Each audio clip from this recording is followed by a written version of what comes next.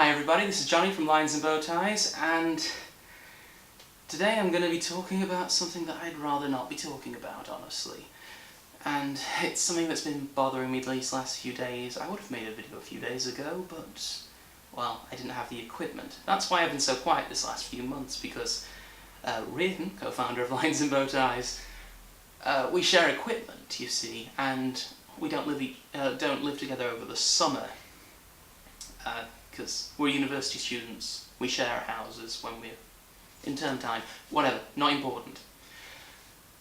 Today I was hoping to talk about some of the Gamergate stuff and the things that have been,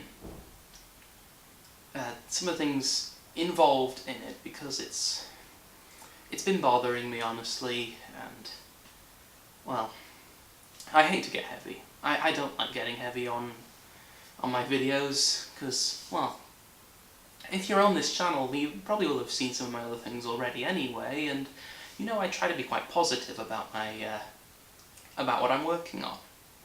I can be critical, certainly, but... There's my phone ringing. Ignore it. Professionalism.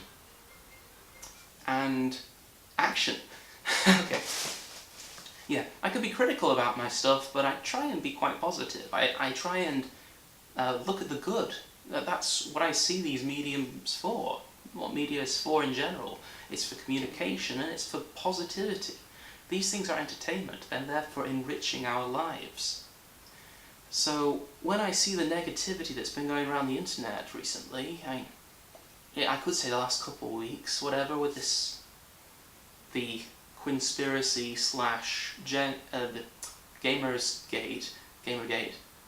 Yeah, Gamergate is an online distribution of video games. They're probably not happy about this, but it's not a recent thing. This has been going on for years, and yeah, the just toxic environment around gaming in general. And well, there's a reason that people look down on gaming, because the audience is it's not showing its maturity. That's the nicest way I can say it. Obviously not everyone. Obviously not everyone, and if you think I need to clarify that, then... But the thing is, if I say it's not everybody, it's only a vocal minority, that saves us the problem of looking in the mirror at ourselves. Because this is something that I think we need to do. We need to have some re-examination of ourselves, of the priorities, the values that we espouse as a community, because I'm not one of those to say the gamer community, because yeah, there is a culture around us. It's not a positive culture, but there is a culture around us. And this isn't me picking on any one type of gamer here, because it's all over the place. I mean, for instance, say, picking one at random, Pokemon. The Pokemon competitive battling has two different metagames to it. There's the Smogon community, which is based around a certain website, Smogon University, and there's the VGC tournaments, which are run officially by Nintendo. I'm not going to go specifically into the big differences here, but there are people on both sides who are quite inflammatory about the other, saying, you know, ours is better and the people on that side is dumb. I know YouTube user Velicify goes through a lot of problems because of the Smogon community always being rather unpleasant to him. Not nice. Cut that shit out, guys. It's Pokemon. There you go. I said a four-letter swear word and I didn't censor it out. Anyway. Or, I don't know, the MOBAs, you know, League of Legends or Dota 2, their fan bases are quite known for being unfriendly to beginners. And that's quite true. But yeah, it's not welcoming, and that's what you want your mediums to be. Or Evo, yeah, I don't know if it happened this year or if it was last year or even 2 years ago now, I'm losing track at this point. Where Evo, the fighting game tournament, Evolution, there was rather unpleasant sexism going around, and people saying, oh, that's just how fighting games are, that's just how the fighting game community is, and you have to deal with it, you have to grow a thicker skin. Good grief. As if people taking part in a medium to enjoy themselves deserve to go through this sort of thing.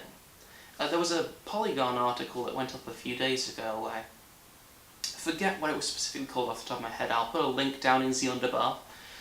It's about the 25, I think it was 25. There was 25 invisible privileges of being a male gamer. I know, privilege, it's another well-meaning word that seems to have been taken apart. That brings us quite neatly back to some of the Gamergate stuff with feminism. Social justice warriors. It's that whole thing makes me laugh. Social justice warrior, as if social justice is such a terrible, terrible, terrible thing. These people care about people who might not be themselves. Aren't they horrible? Now, I know. There are assholes on both sides. I get that. There are people on both sides who are extreme in their views and inflammatory in their comments. I get that. I'd at least say the SJWs are trying? I don't know.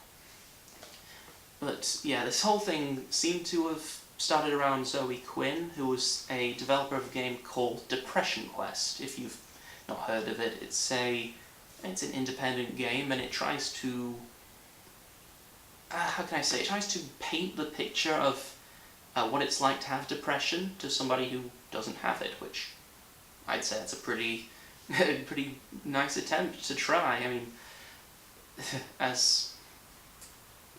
these things should be discussed, frankly, in media in general, and video games have this unique opportunity for being interactive. They can engage the player, interact the player in a way that other media just can't. That's part of why I love the medium so much, because it has that interactivity.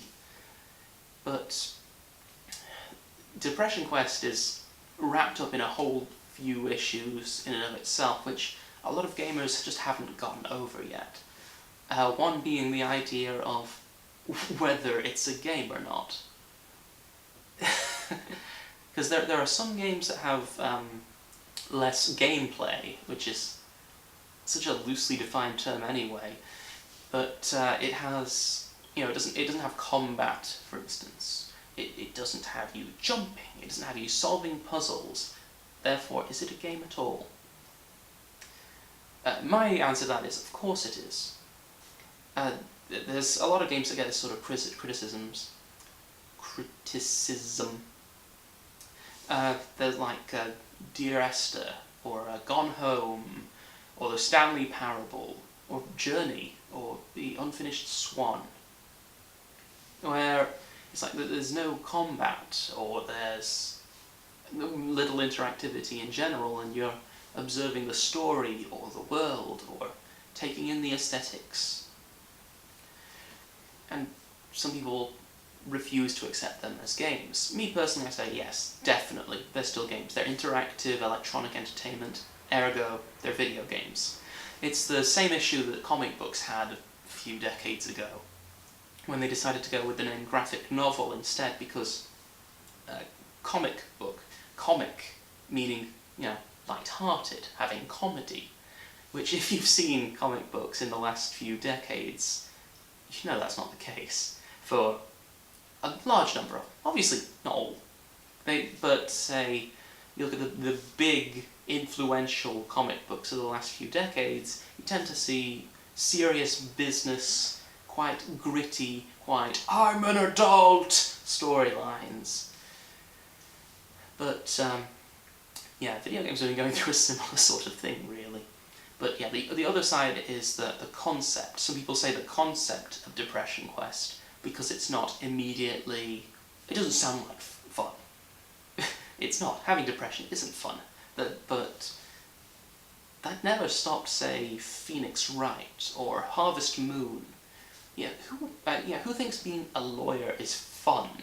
Who thinks being a farmer is fun? They are hard jobs. They are not easy jobs at all. But they managed to condense down elements of it to make it in a way that it's fun to play. Depression Quest isn't going for that. It's not going for fun. It's trying for something else. And then there's the trap of thinking that all games need to be fun. I don't know if you've ever played a horror game. Horror games aren't fun. Or at least the good ones. the games that are good at creating horror. Horror isn't a fun emotion. Being scared isn't fun. It can give you a rush, it can, give you a fright, but it isn't fun. It isn't, light-hearted merriment. Ooh, I'm going to jump over here in the colourful land. No, it's, it's, oh my god, there's a big thing and it's going to kill me. Or, what about, say, Spec Ops: The Line? I know a lot of people didn't like that game because it wasn't about being fun. That was the whole point of the game. But a lot of people didn't like it because they have a perception of what a game needs to be. But anyway, that's beside the point. These sort of discussions can be had by people. I don't think them to be particularly useful, but people can have them nonetheless.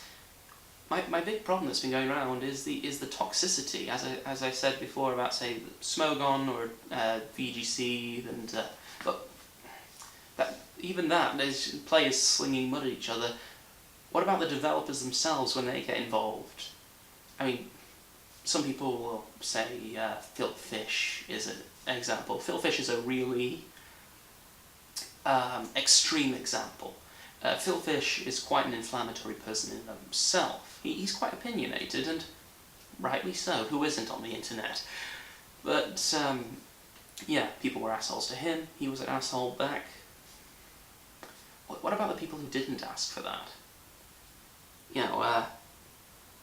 Let's say, I don't know, the lady who was writing the script for Tomb Raider.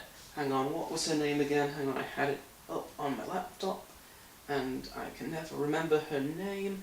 Rhianna Pratchett. Rhianna Pratchett, who wrote a Tomb Raider reboot recently, which, I don't know if you played it, it was a very good game. Yeah, Tomb Raider, and it's getting a sequel on the Xbox One. Exclusively on the Xbox One, timed exclusive, whatever.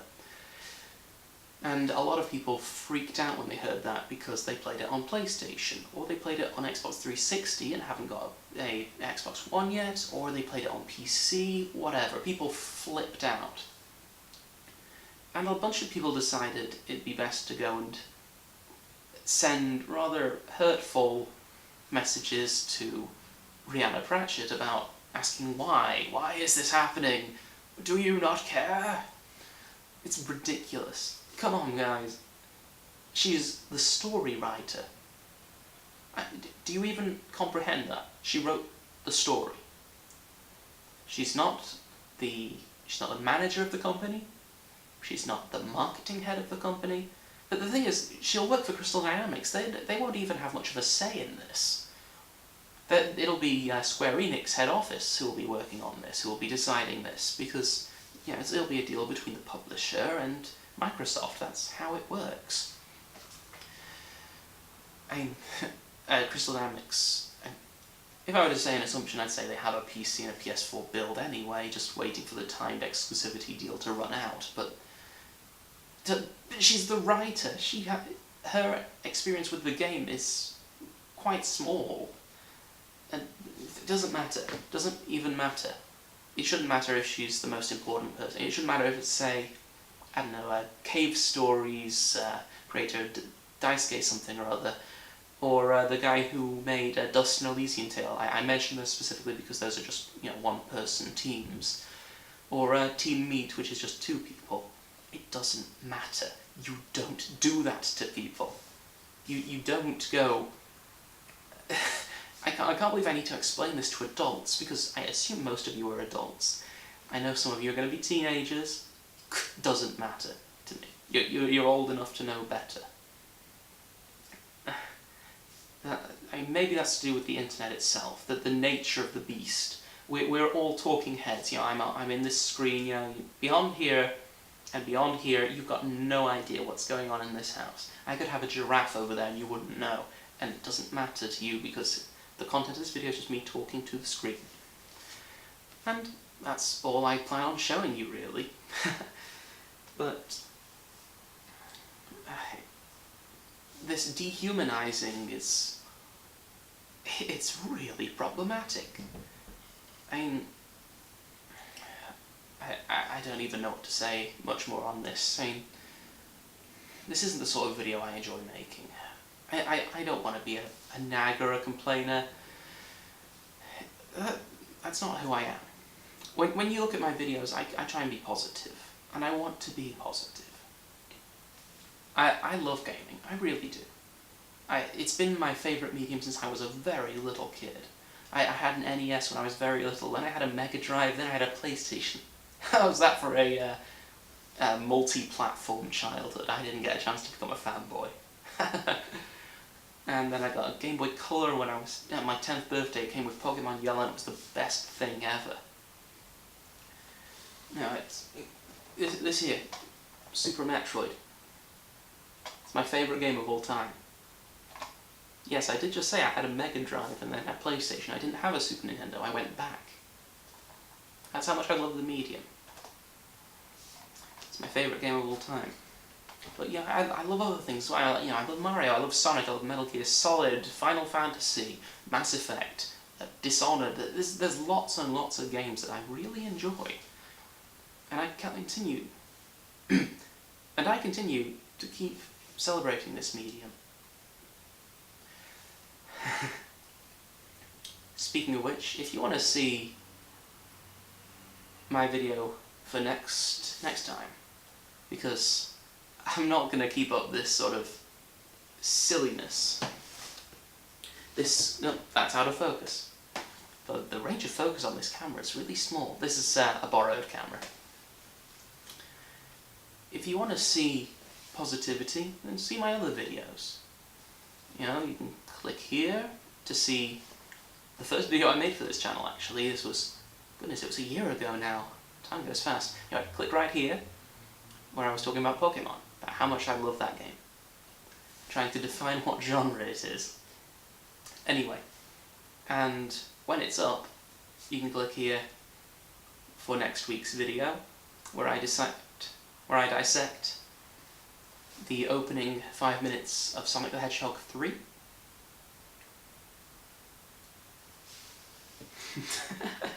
Because that opening is great. But anyway, this is losing momentum fast, so I'm going to wrap up the video now.